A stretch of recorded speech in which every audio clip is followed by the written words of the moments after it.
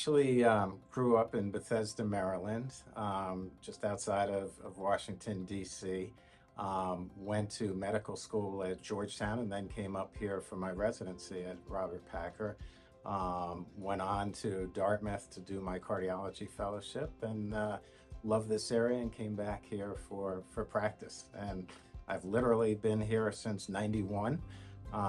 That means I'm kind of an old guy now, but still love what I'm doing here. So I left the Bethesda area because it really, DC became a little bit too big. And, I was a Boy Scout when I was young, actually an Eagle Scout, loved the outdoors, and really that was something that is so attractive here.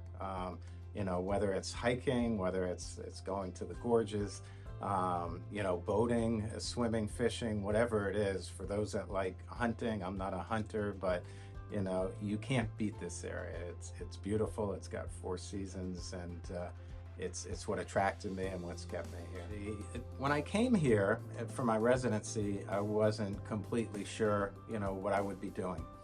There were cardiologists here who subsequently became my peers and my mentors. And they just made the practice of medicine and cardiology very, very exciting. I think maybe all of us can look back at people that influenced what we wanted to do. And these guys kind of took me under their belt and, helped make me the kind of cardiologist I am, and just made the whole field very exciting. I think the most important thing in caring for patients is really that relationship we develop with them. I would, hope that when they talk about me, they would say, here's a doctor who listens to me, here's what I'm saying, and works with me, in my care. Sometimes I think historically, doctors have dictated how things would go, and I think today, and certainly among younger people, it's something where it needs to be an open relationship, two-way street. And so, I think that's most important, that I would want them to feel like I listened to them and worked with them to give them the best possible health that they could have. I think cardiologists and physicians at all levels of their career can learn from one another. So there are things I've experienced, maybe even mistakes I've made along the way, whether it's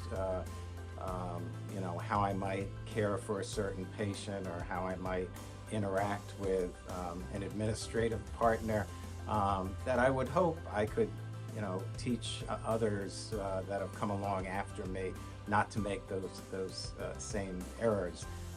At the same time, the younger people understand a lot of things that some of us that have done this for a long time haven't, whether it's just embracing some of the technology that perhaps scares some of us at first.